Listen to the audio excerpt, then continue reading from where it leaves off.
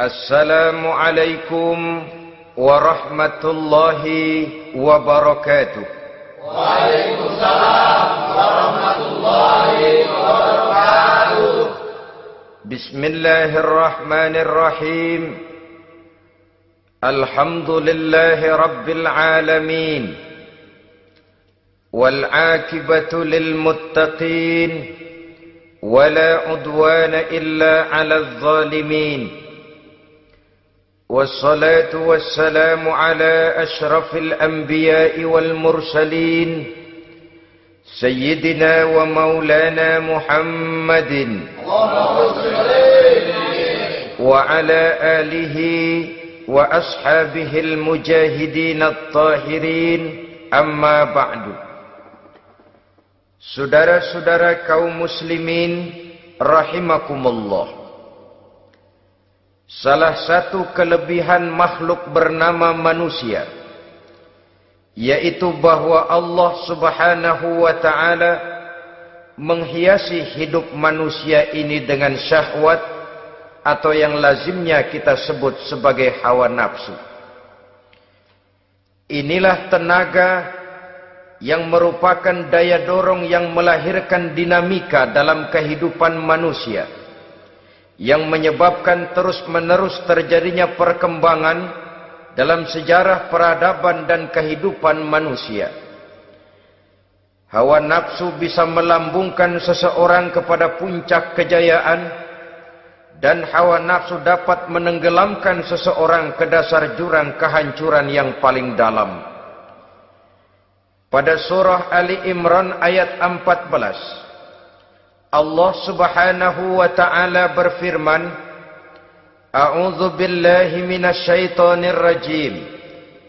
Zuyyina lin-nasi hubbus syahawati minan nisa'i wal banin wal qanatiril muqantarati minadh dhahabi wal fiddah wal khaylil musawwamati wal an'ami wal harth.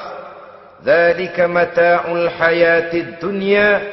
Wallahu indahu husnul ma'ab. Mari kita perhatikan ayat ini lebih dekat lagi. Allah subhanahu wa ta'ala menjelaskan, Zuyyina linnasi hubbus syahawat. Makhluk manusia itu dihiasi dengan hawa nafsu. Dengan kata lain, hawa nafsu adalah perhiasan.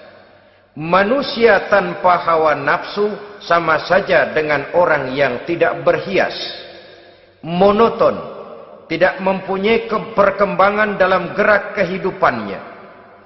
Tetapi kalau hawa nafsu adalah perhiasan, maka jika kita berbicara soal perhiasan, ada dua hal yang harus menjadi catatan pokok.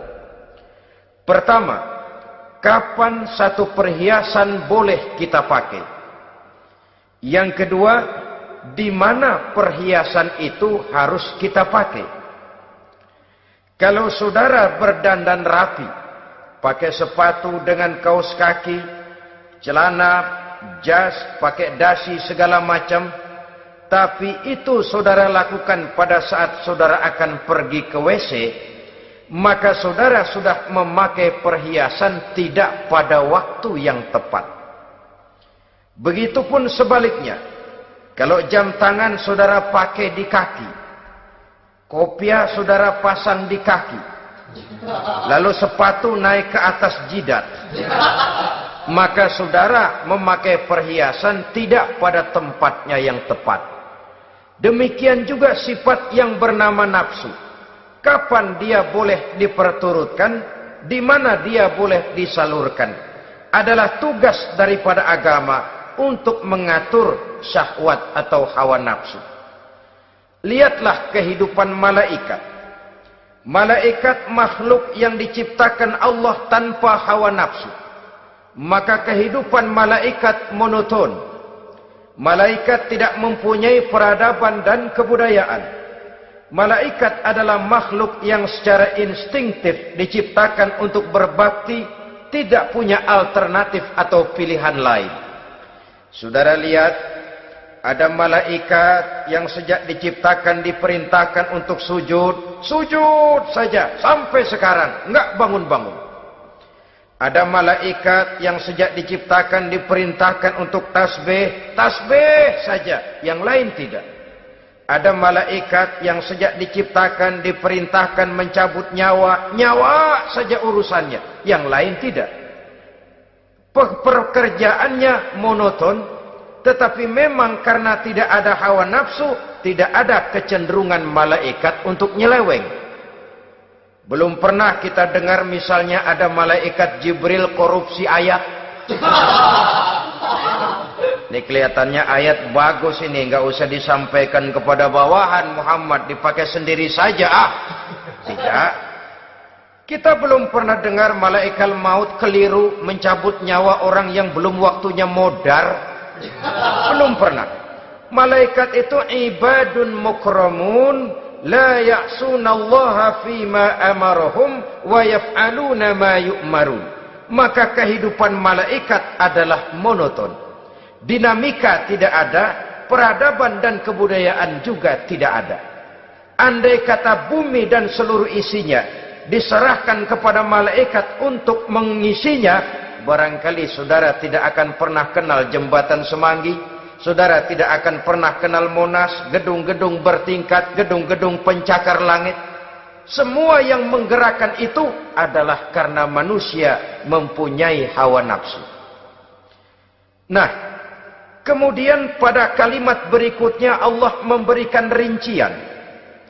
Apa nafsu kepada apa yang paling menonjol dalam kehidupan manusia itu? Pertama, minan nisa, hawa nafsu kepada perempuan. Ini tentu yang ditujukan laki-laki. Dimanapun saja makhluk bernama laki-laki, kalau dia normal, tidak impoten, mesti suka kepada perempuan. Itu wajar, bin pantas alias normal. Tetapi tadi saya katakan di awal, nafsu kepada perempuan adalah perhiasan. Kapan makainya, di mana makainya, itulah tugas agama memberikan tuntunan dan aturan. Saudara-saudara kaum muslimin rahimakumullah, nafsu kepada wanita dapat mengantarkan seseorang kepada puncak kejayaan, tapi nafsu kepada wanita bisa menenggelamkan seseorang ke jurang kehancuran. Bergantung kepada latar belakang apa yang mendorong timbulnya syahwat tadi. Dengan kata lain, motivasi syahwat tadi digerakkan oleh iman dan ketakwaan, atau semata-mata karena memang syahwat yang merupakan kendaraan iblis. Penyelewengan pertama yang terjadi dalam sejarah kehidupan manusia adalah penyelewengan yang dilakukan oleh Nabi Adam alaihissalam pada saat ia memetik buah huldi. Kenapa itu dilakukan oleh Nabi Adam? Karena terdorong oleh rasa sayang dan cinta kepada istrinya Hawa. Sebenarnya Hawa lah yang merajuk, Siti Hawa lah yang membujuk, dan Nabi Adam oleh karena syahwatnya kepada istrinya memperturutkan bujukan Siti Hawa itu. Peristiwa Nabi Adam ribuan tahun yang lalu akan terus relevan sampai ke zaman kita sekarang ini. Berapa banyak orang-orang yang karena terlalu ingin menyenangkan istrinya, lalu tidak segan-segan melakukan perbuatan yang menyimpang, baik itu merugikan orang lain, merugikan masyarakat, bahkan merugikan bangsa dan negaranya.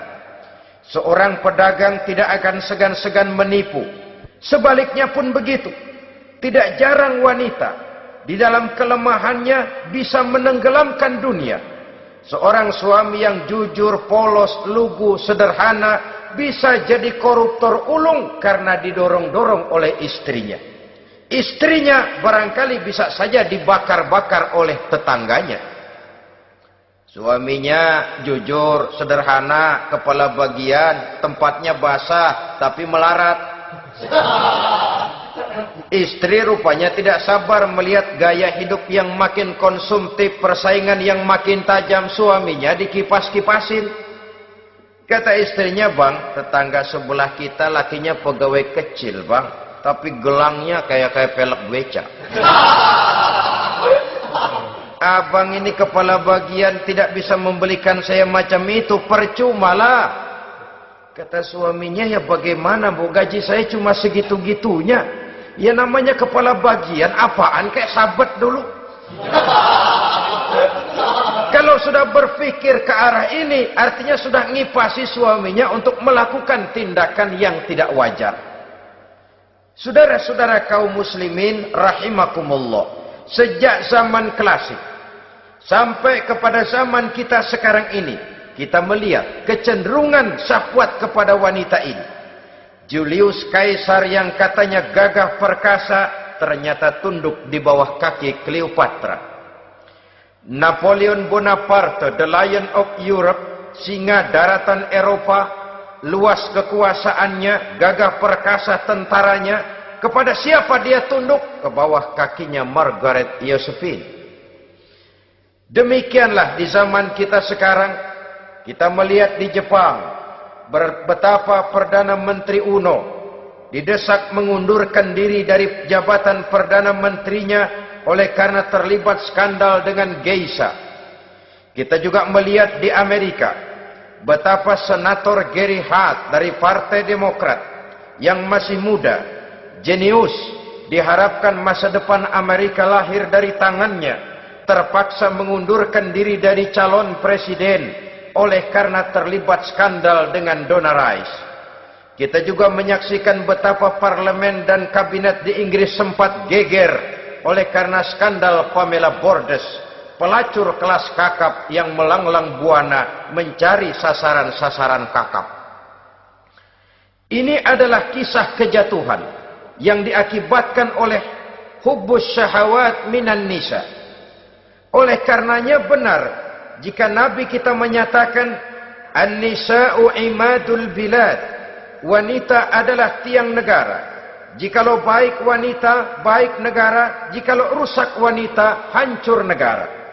Kalau syahwat kepada wanita cuma semata-mata karena syahwat, maka seorang laki-laki akan memandang wanita cuma sekedar alat pemuas hawa nafsu. Nilainya rendah. Sedangkan agama kita mengajarkan ma akraman nisaa illa karimun wa ma ahanan nisaa illa laimun, kata Nabi.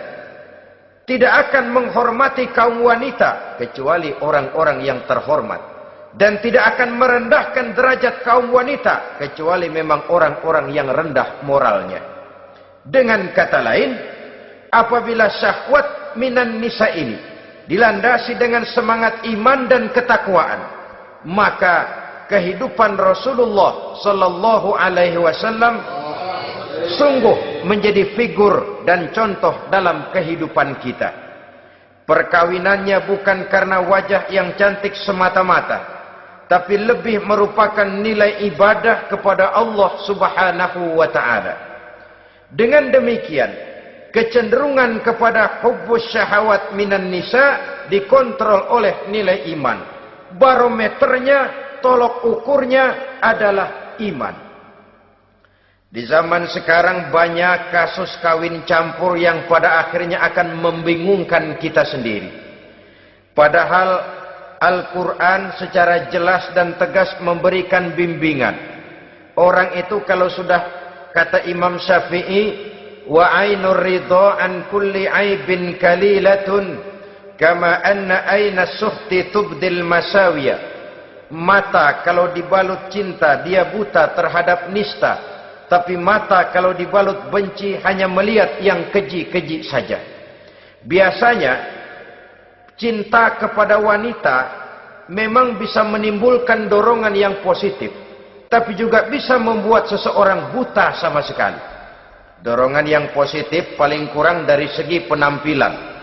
Coba lihat lelaki kalau lagi demen perempuan, lenjeh banget kan. Sisiran rambutnya rapi, teriskaan bajunya lancip, sepatunya mengkilat, kantong celananya tebel, perkara anduk isinya bukan soal. Yang penting kan gaya. Lalu dinamis, kreativitasnya ada saja timbul. Tapi pada sisi lain, jikalau orang sudah kehilangan pertimbangan, juga kadang-kadang tidak segan-segan mengorbankan akidah, mengorbankan nilai-nilai iman. Padahal ini taruhan utama, sampai Quran dengan tegas memberikan peringatan. Wala ammatun mu'minatun khairun min musyrikatin walau a'jabatkum. Perempuan budak yang hitam legam, kalau beriman itu lebih baik untuk dinikahi daripada wanita cantik berkulit kuning langsat tapi musyrik. Lebih baik budak yang hitam legam beriman daripada wanita cantik berkulit kuning langsat berhati bangsat. Tapi kita kadang kehilangan pertimbangan. Karena agama, karena cinta agama digadaikan. Karena cinta akidah terjual. Karena cinta keyakinan jadi korban. Ini semua penyakit yang datang dari hubbus syahawat minan nisa. Kecenderungan mengumbar nafsu kepada perempuan. Ini memang perhiasan, tapi bisa juga jadi bumerang dalam kehidupan manusia. Berapa banyak penyelewengan terjadi karena pengaruh wanita yang tidak bisa jadi bisa. Ini pengaruh di dalam kehidupan memang sedemikian besarnya. Sehingga saudara-saudara kaum muslimin, inilah yang perlu dikendalikan dalam kehidupan, kapan dan di mana. Kalau nafsu adalah perhiasan, kapan dan di mana perhiasan itu harus kita pakai? Di mana dia harus kita tempatkan? Begitu juga yang menyangkut soal perempuan. Kapan? Ya kapan? Tentu kalau sudah nikah. Di mana? Yang jelas bukan di depan umum.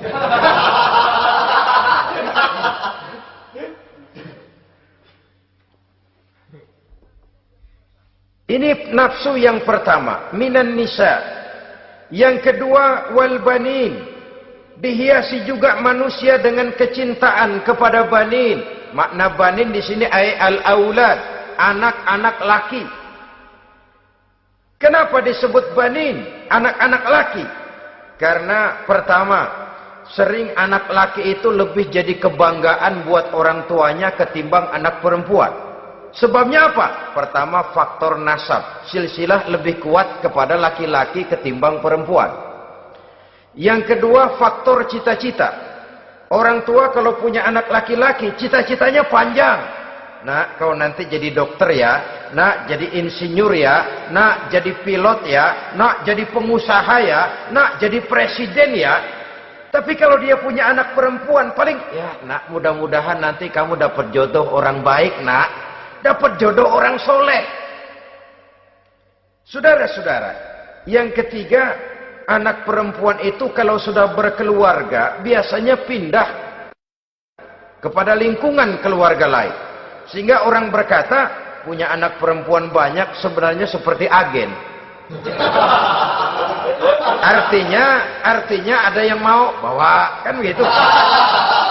Ada yang minta, ambil. Ada yang berminat, buntel. Paling dia nengokin orang tuanya ya lebaran. Ya syukur kalau sebulan sekali atau seminggu sekali. Tapi minimnya kan lebaran. Dengan demikian dari garis nasab ini lebih kuat al-banin ketimbang al-banat. Manusia dihiasi dengan kecintaan kepada anak-anak. Sering karena terlalu cinta kepada anak, kita menjerumuskan anak. Terlalu sayang kepada anak, segala maunya kita perturutkan tanpa kendali dan kendala. Akhirnya sifat yang demikian itu malah mendorong anak untuk manja, tidak percaya kepada kemampuan yang dimilikinya, selalu mengandalkan kepada kebesaran, kemampuan daripada orang-orang yang dibanggakannya itu, dan dalam kondisi demikian kedewasaan dan tanggung jawabnya akan lambat berkembang. Maka Allah Subhanahu wa taala memperingatkan bahwa harta dan anak bisa menjadi fitnah. Dalam ayat lain Allah juga memperingatkan, ya ayyuhalladzina amanu la tulhikum amwalukum wa auladukum an dzikrillah. Wahai orang-orang yang beriman, jangan sampai hartamu dan anak-anakmu memalingkan kamu daripada mengingat Allah. Jangan sampai kesibukanmu kepada anak dan harta benda menyebabkan kamu sampai lupa mengingat Allah Subhanahu wa taala. Berapa banyak manusia yang tenggelam dengan melupakan Allah, jauh dari agama, jauh dari tuntunan syariat, oleh karena disibukkan oleh persoalan anak dan persoalan harta benda. Maka satu-satunya jalan, jikalau kita tidak ingin anak kita sampai memalingkan kita daripada mengingat Allah, nilai-nilai keimanan harus ditanamkan kepada mereka sedini mungkin. Dengan bekal ini, maka mereka, anak-anak kita, insya Allah tidak akan membuat kita orang-orang tua ini berpaling daripada mengingat Allah, berpaling daripada kehidupan beragama. Memang karena anaklah kita orang tua peras keringat banting tulang, pergi pagi pulang sore cari nafkah. Karena anaklah kita orang tua, kepala jadi kaki, kaki jadi kepala. Asal mereka bisa menikmati hari depan yang lebih baik dari yang kita nikmati sekarang ini. Tapi berapa banyak juga orang-orang tua yang tidak sadar akan amanah berupa anak ini. Mereka lalai, mereka bersikap masa bodoh, padahal tidak akan ada yang tidak dipertanggungjawabkan di hadapan Allah Subhanahu wa taala. Orang tua bisa mendapat pensiunan pahala kalau anaknya tumbuh menjadi anak yang soleh. Tetapi orang tua pun bisa saja masuk neraka karena anaknya menjadi anak yang kurang ajar dan orang tuanya sama sekali tidak pernah memberikan pendidikan yang sebagaimana mestinya. Saudara-saudara kaum muslimin rahimakumullah, kita tentu berharap memperoleh pensiunan pahala dan bukan mendapat tambahan dosa dari kekurang ajaran anak-anak kita akibat kita sebagai orang tuanya tidak pernah mau mendidik mereka. Dalam hadis ada diriwayatkan, ada anak kurang ajar, sembahyang tidak, puasa ibadah tidak, kenal Allah tidak, beriman pun tidak, dosa kelewat banyak, kejahatan berkarat. Di akhirat nanti disidang dia, ditanya, kamu kenal siapa Tuhanmu? Tidak. Kamu tahu siapa nabimu? Tidak. Kitab sucimu apa? Tidak tahu. Kiblatmu di mana? Tidak ada. Kamu sholat? Tidak pernah. Kamu puasa? Tidak pernah. Wah, kalau begitu kamu rusak sekali. Kamu neraka. Anak ini mengajukan protes. Saya menuntut keadilan. Benar saya tidak kenal siapa Tuhan saya. Saya tidak tahu apa kitab suci saya. Saya tidak pernah mendirikan sholat. Tidak pernah melaksanakan puasa. Pendeknya tidak ibadah dan tidak iman. Tapi semua itu terjadi. Sebab-sebabnya tidak lain karena orang tua saya tidak pernah mendidik dan mengajarkan saya. Orang tua saya tidak pernah mengarahkan saya ke jalan itu. Sampailah saya seperti keadaan yang sekarang ini. Orang tua saya enak-enakan ngaji, saya teler diantepin aja. Orang tua saya memegang kitab, saya megang botol. Dia tahu, dia diam saja. Dia tahu dan dia tidak memberikan peringatan. Karena orang tua saya lah, maka saya jadi seperti sekarang ini. Kalau saya harus masuk ke dalam neraka, Saya menuntut keadilan agar orang tua saya juga ikut bersama saya gabung ke dalam neraka. Orang tuanya yang baik-baik dipanggil. Sudah mau berangkat ke surga nih orang tua, dipanggil. Ntar dulu mas, ini dulu. Mau kemana, gancang banget? Surga pak. Nanti dulu, urusan belum beres. Ini benar anakmu ini. Dilihat anaknya. Iya anak saya ini. Waktu di dunia nggak pernah diajarin ngaji, nggak pernah. Sampai dia nggak kenal Tuhannya, nggak kenal nabinya, nggak kenal kiblatnya, nggak kenal kitabnya. Iya.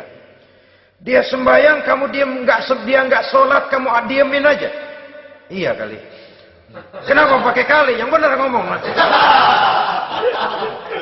Ramadan dia nggak puasa, kamu nggak tegur, kamu diam saja. Iya. Wah, kamu nggak tanggung jawab. Kamu tahu anak itu adalah amanah. Menyia-nyiakan amanah adalah khianat. Khianat adalah dosa besar. Jadi bagaimana saya? Ya kamu gabung sama anakmu, join ke neraka berdua bareng. Lantaran kamu tidak mau mendidik mereka, anak-anakmu, maka jadilah anak-anakmu seperti sekarang ini. Saudara-saudara kaum muslimin rahimakumullah. Sebaliknya, jikalau anak-anak kita yang kita cintai ini, yang merupakan buah hati belahan jantung, tumbuh dan berkembang menjadi anak-anak yang soleh, yang bermanfaat bagi masyarakatnya, bagi agama, bangsa dan negaranya, kita orang tuanya bolehlah tentram menerima pensiunan pahala. Menerima pensiunan pahala dari kesolehan anak yang ditinggalkannya. Alangkah nikmatnya mendapat pensiunan pahala. Terbaring kita di bawah pohon kemboja, nilai kebaikan kita dikenal orang, nama kita akan tetap hidup. Oleh karena kita meninggalkan anak-anak yang tumbuh menjadi generasi yang soleh, bukan anak yang salah. Oleh karenanya, kecintaan kepada anak jangan sampai membuat kita lalai dari mengarahkan mereka kepada kehidupan beragama. Di zaman sekarang ini, kecenderungan kita mengarahkan anak pun sudah kepada kecenderungan yang berbau materialistis. Maka yang ramai bagaimana anak bisa mengejar program MBA, Master of Business Administration, supaya keluar bisa jadi manajer.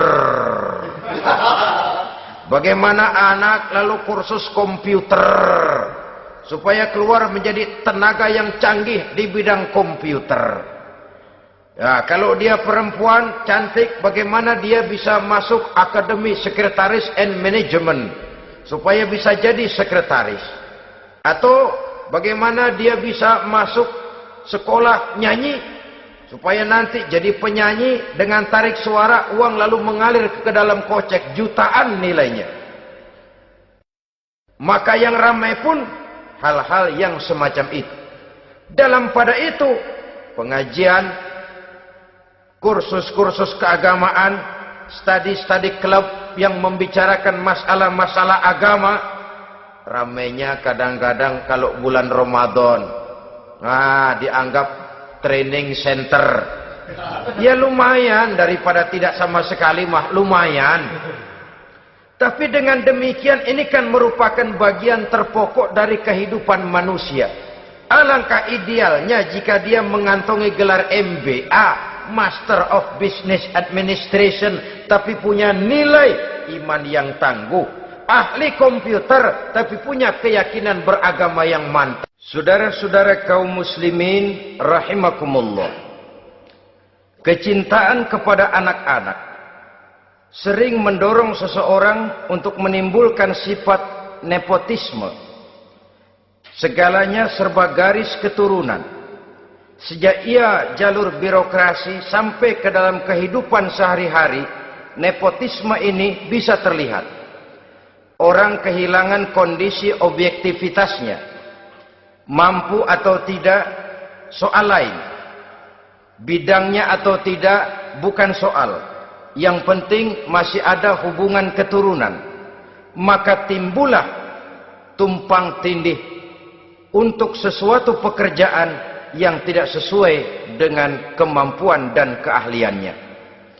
Di desa-desa kita melihat masjid, ketua masjid bapaknya, bendahara anaknya, sekretaris mantunya, Bilal besannya, kul beduk engkongnya. Pokoknya asal masih ada garis keturunan, masuk, tidak, minggir. Ini pada akhirnya kurang menciptakan pemerataan kesempatan. Iyalah kalau profesinya, tapi kan jarang yang demikian itu. Kita boleh cinta kepada anak-anak kita, tapi jangan lalu mempergunakan posisi yang kebetulan kita gunakan untuk menempatkan anak-anak kita lebih dari kemampuan yang mereka miliki. Nepotisme yang lahir. Sehingga ini bukan saja tidak mendidik, tapi mengakibatkan terjadinya tumpang tindih. Tidak lagi berprinsip the right man on the right job, bahwa orang harus ditempatkan sesuai dengan keahliannya. Tapi kita sudah berpikir subjektif, ahli atau tidak ahli, asal masih berbau keturunan, ayo silahkan. Nepotisme yang akan lahir. Oleh karenanya, mencintai anak adalah sesuatu yang merupakan perhiasan di dalam kehidupan.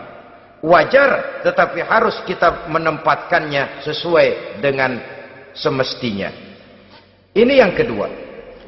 Yang ketiga, nafsu yang menghiasi hidup manusia itu adalah nafsu kepada wal qanatiril muqantarati minadz zahabi wal fiddah. Al-qantarah ay al-malul katsir. Kecintaan, kesenangan, nafsu kepada harta benda yang banyak daripada emas dan perak. Ini tentu sesuai dengan situasi dan kondisi. Kecintaan untuk mengumpulkan harta benda yang sebanyak-banyaknya. Baik itu berupa emas, baik itu berupa perak. Ini cuma penyebutan beberapa jenis dari kecenderungan manusia kepada harta benda. Bukankah sering dikatakan orang bahwa manusia di dalam berhadapan dengan harta itu seperti meminum air laut. Makin diminum, makin kering tenggorokan, makin haus kita dibuatnya. Apabila watak ini kita perturutkan, maka manusia tidak akan pernah kenal puas, tidak akan pernah kenal cukup. Nabi kita memberikan peringatan. Lau anna libni Adam wadiyani min zahabin labtagha lahuma thalisan wa la yamla'u jawfa ibni Adam illa turab. Andai kata manusia mempunyai dua buah ladang yang seluruhnya berisi emas, akan puaskah manusia? Tidak. Mereka akan cari ladang emas yang ketiga. Wala yamla'u jawfa ibni Adam illa turab. Sungguh mulut manusia ini tidak akan pernah penuh terisi kecuali kalau sudah disumpal dengan tanah. Artinya kalau sudah dia dipendam di liang lahat baru cukup. Tetapi sepanjang dia masih bergerak, masih hidup dan bernyawa, masih bisa berusaha dan berbuat, dia tidak akan pernah mengenal puas.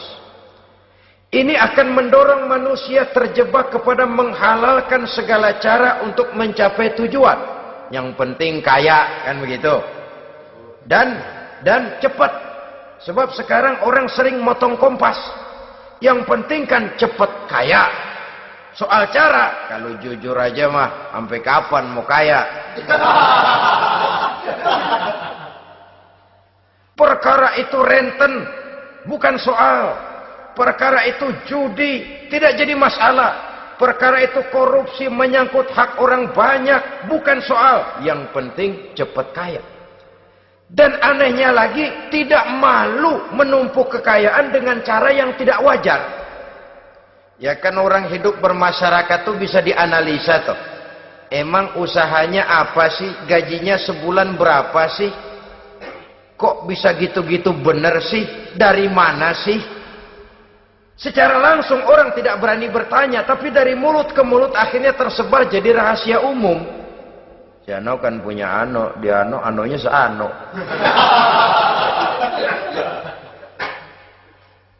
Ini bisa jadi bahan pertanyaan dalam kehidupan, akhirnya jadi gunjingan. Orang sudah tidak terlalu peduli dari mana kekayaan itu diperoleh, yang penting kaya. Dengan menghalalkan segala macam cara, terjebaklah ke dalam cara-cara mafia, terjebaklah ke dalam cara-cara yang tidak wajar, tidak bijaksana, memperkuat klik, clean, dengan menghantam yang lain.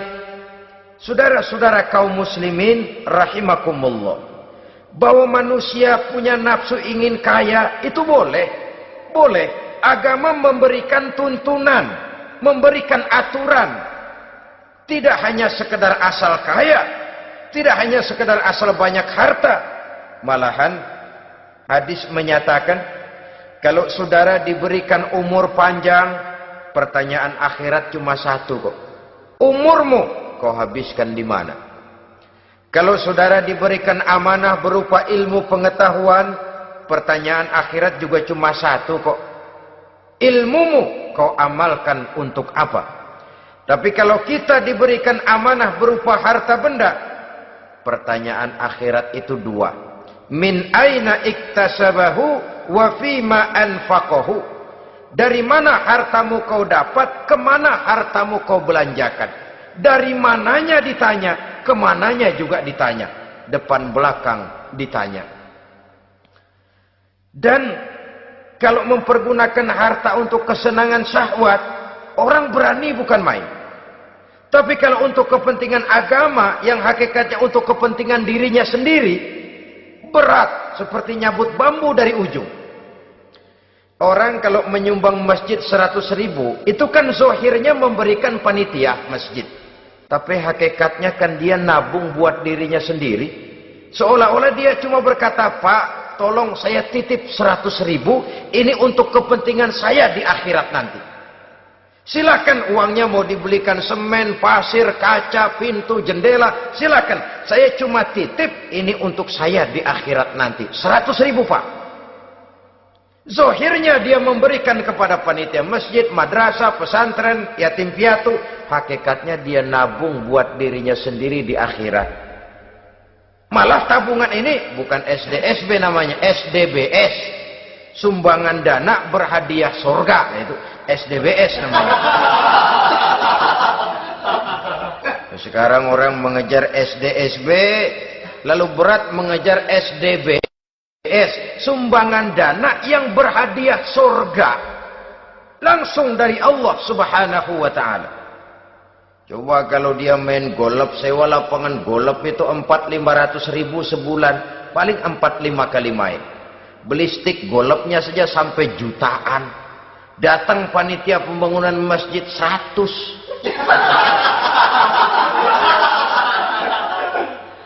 Minta didoain masuk surga lagi. Surga 100.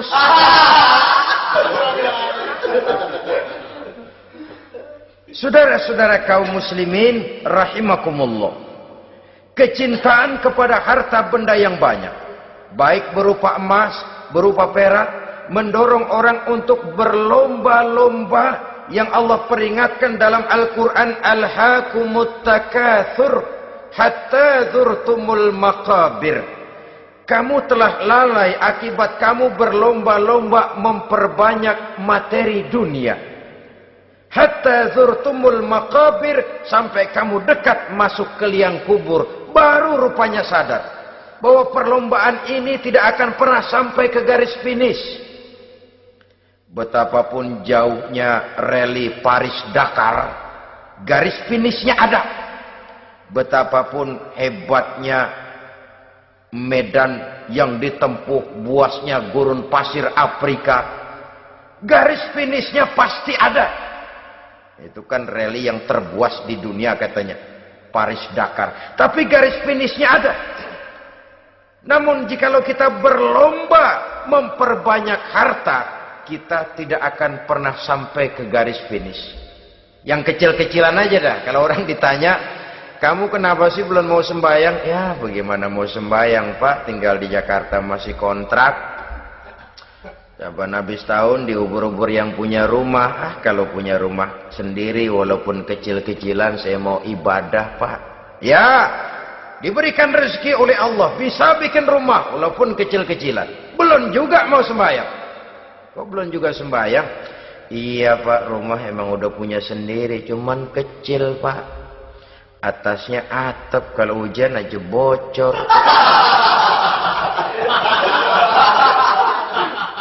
Kalau bisa bikin rumah yang permanen Pak, tenang, saya ibadah, sembahyang saya rajin. Iyalah, diberikan rezeki, bisa bikin rumah permanen. Bagus rumahnya. Lain lagi. Iya, rumah sudah permanen, tembok, ubin. Cuman isinya belum ada Pak, perabotannya. Aduh. Kalau punya peralatan rumah tangga yang memadai, tenang, saya ibadah. Diberikan juga rezeki, bisa beli perabotan rumah tangga yang lumayan.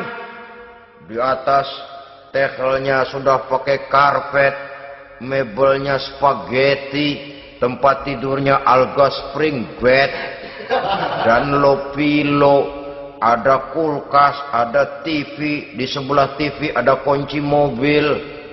Kuncinya mobilnya.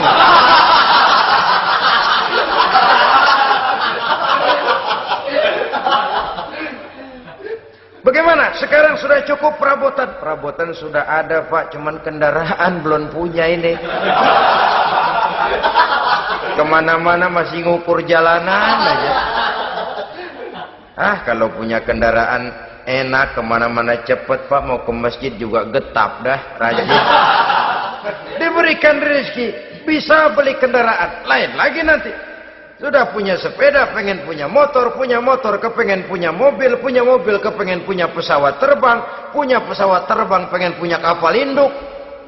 Sudah punya kebun, pengen beli sawah, sudah punya sawah, pengen punya gunung, sudah punya gunung, laut diborong. Perlombaan materi tidak akan pernah membawa kita ke garis finish. Karena sifatnya sangat abstrak, bahkan akan mendorong kita seperti gurita.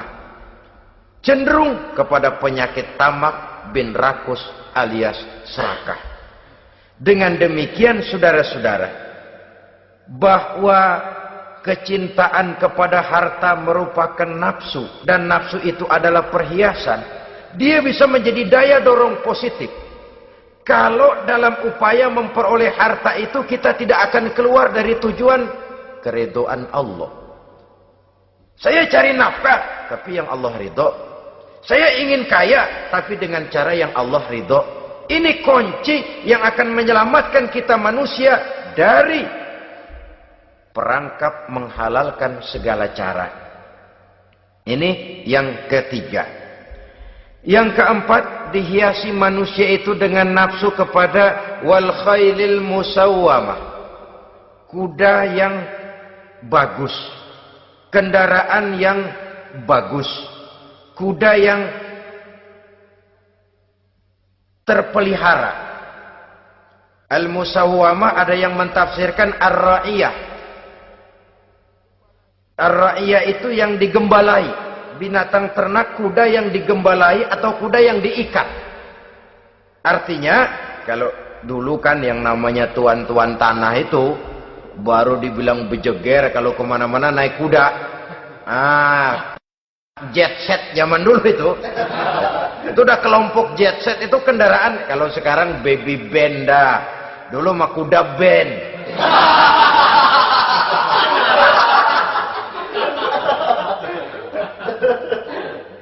Manusia punya kecenderungan suka kepada kendaraan. Apalagi di zaman sekarang ini, wah, iklan-iklan itu kan sangat menggoda kita. Melayani segala macam bentuk penjualan. Nah, ini lalu terangsang biar duit cekak. Kalau udah ngebaca itu, wah, berani banget dah. Tahu duit nggak mungkin cukup, tapi begitu baca melayani segala macam bentuk penjualan dengan fasilitas ringan. Nah, jadi dah. Jadi juga punya mobil, jadi dah. Perkara utang itu bakal nyekek leher, bukan soal. Kasihan saudara-saudara kita di daerah-daerah yang terjebak kepada iklan-iklan merangsang yang akhirnya di luar kemampuan. Sehingga terjebak pada saat dia harus mengembalikan kredit, dia tidak mampu, barang disita, uang hangus, nyengir deh. Bekipas sembari tahlil. Habis arang besi binasa. Bahwa kita menginginkan kendaraan yang serba baik, silahkan. Tiap akhir tahun ganti merek, keluar yang baru, ganti lagi. Itu kalau orang yang mampu. Buat kita yang tidak mampu, kenapa tidak bersyukur melihat yang lebih rendah di bawah kita? Alhamdulillah kita punya mobil, tangga kita cuma punya motor. Yang punya motor, syukur kita punya motor bisa rada cepetan. Tangga sebelah punya sepeda, mana-mana kekejek mulu. Yang punya sepeda, alhamdulillah punya sepeda. Tangga sebelah kemana-mana jalan kaki. Yang jalan kaki, syukur masih bisa jalan. Teman sebelah lumpuh bertahun-tahun gak. Yang lumpuh, alhamdulillah masih hidup. Tangga sebelah kemarin out, nggak balik lagi. Saudara-saudara, saya pikir menengok ke atas itu perlu supaya ada rangsangan kita untuk maju. Tapi menengok ke bawah pun juga lebih perlu agar kita mensyukuri yang ada dan tidak suudzon, tidak buruk sangka kepada Allah. Apa yang diberikan Allah kepada kita sekarang ini, itulah yang terbaik menurut Allah untuk kita. Saudara-saudara kaum muslimin rahimakumullah. Dahulu ada seorang pemuda, matanya buta. Dia mengeluh, ya Allah, kenapa saya dilahirkan dalam keadaan buta? Apa dosa saya? Apa salah saya? Andai kata saya tidak buta, saya melihat keindahan alam ini, saya lebih akan bersyukur kepadamu ya Allah. Nah sudah, dia berburuk sangka kepada Allah. Satu hari, ini Raja Baduy di pedalaman mengerahkan tentaranya menculik anak-anak muda. Ini Raja Baduy ini kanibal, artinya suka makan daging manusia. Anak-anak muda ini diculik. Yang masih muda-muda ya, kalau kambing muda itu kan di sop rada sedap. Rupanya ini Raja kanibal ini begitu. Anak-anak muda termasuk ya pemuda yang buta tadi itu kena culik. Ya sudah diculik, rawatlah di istana raja ini, diberikan pakaian bagus, dikasih makan serba enak. Sebab apa? Supaya badannya gemuk. Setelah gemuk nanti dipotong di sop legit. Udah, kerjanya cuma makan tidur, fasilitas nikmat, tidur enak. Udah giliran dapat 1 bulan 2 bulan kemudian, ketika mau diambil anak-anak muda ini, raja sendiri yang milih mana yang disop duluan nih. Sampai giliran anak muda yang buta ini, raja geleng kepala. Yang begini mah buta, dagingnya nggak enak. Ini satu lepas aja, lepas.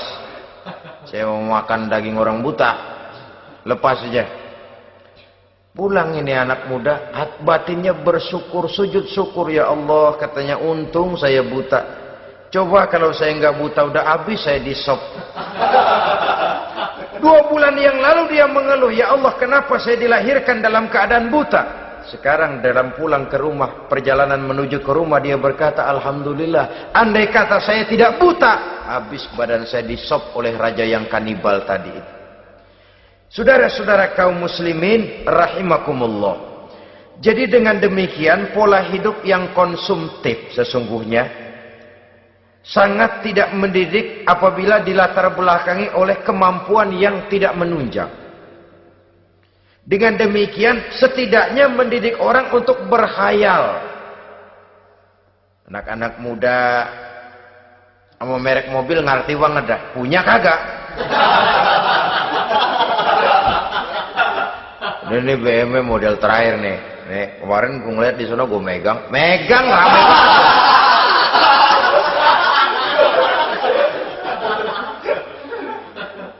Tulul amal ini kalau tidak diimbangi dengan saluran yang positif, dia akan terjebak kepada penyakit tulul amal, panjang angan-angan. Baiklah ya, wal khailil musawwamah. Yang keempat, yang kelima maksud saya, wal an'am, cinta kepada binatang ternak. Manusia ini kan punya kecenderungan macam-macam.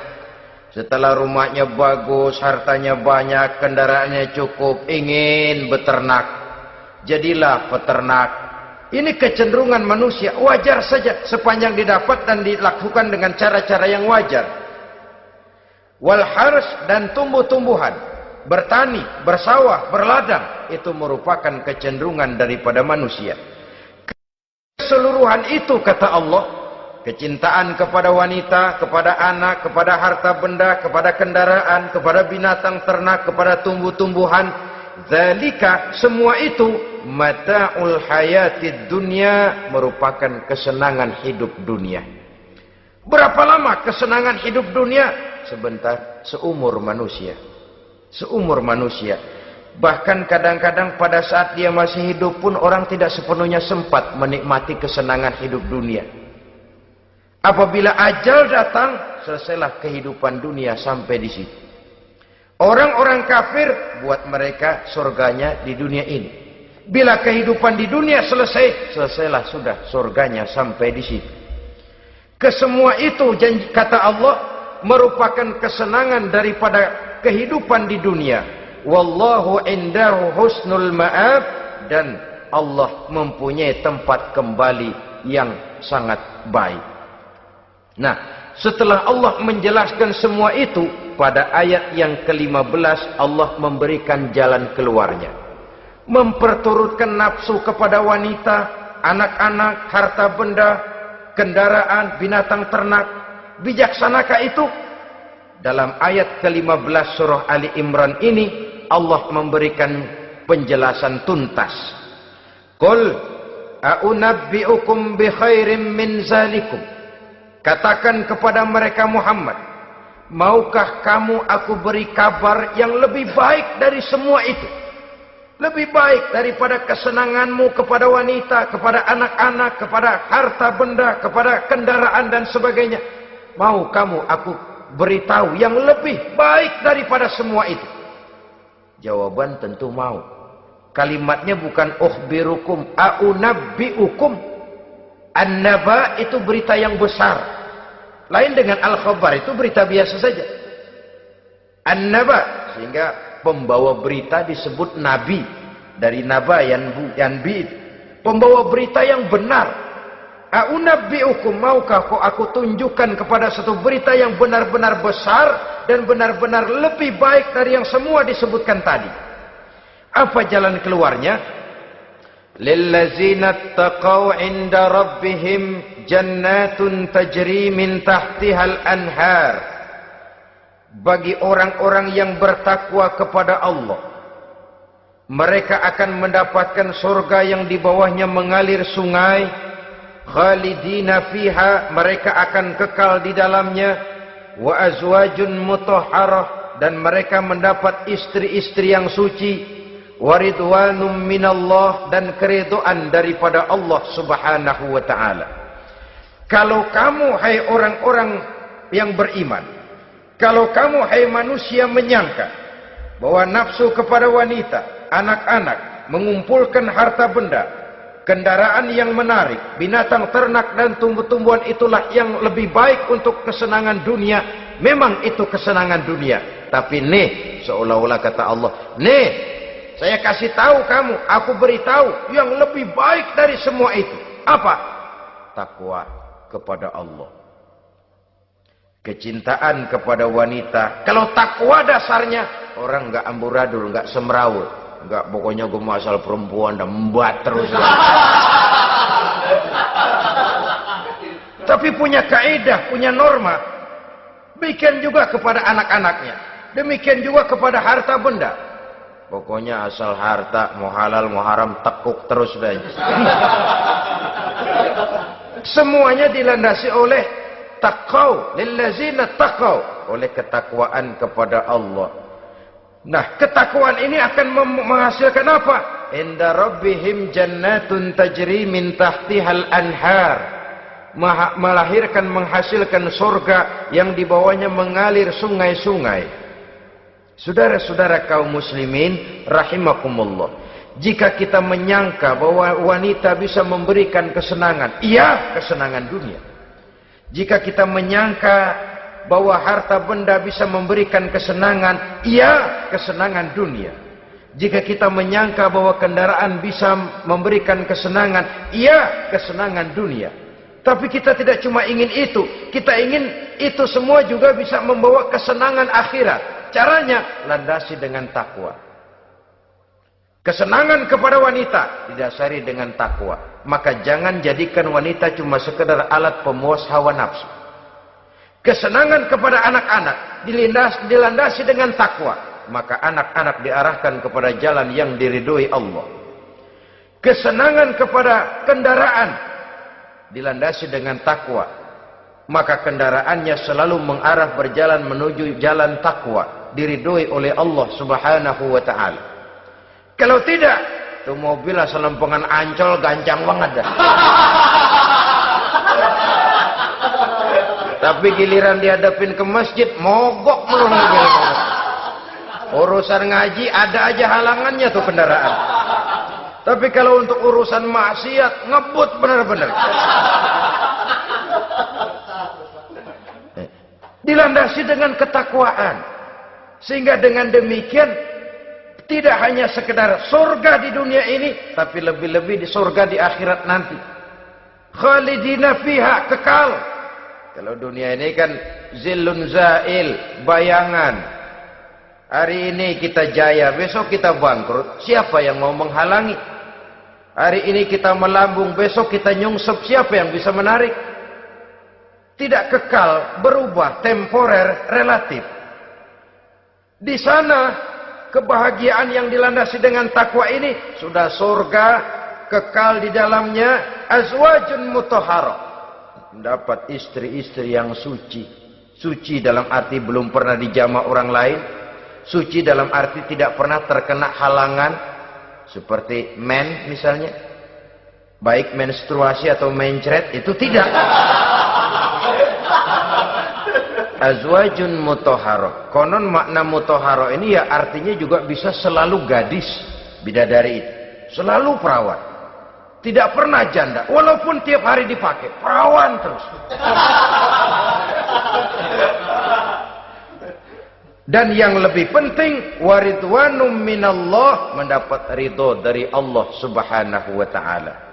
Jadi hawa nafsu dengan motivasi takwa, itulah sesungguhnya yang dikehendaki oleh Ali Imran ayat 14 dan 15. Dengan demikian, manusia dengan ketakwaannya mengendalikan hawa nafsu dan bukan malah dikendalikan oleh hawa nafsunya.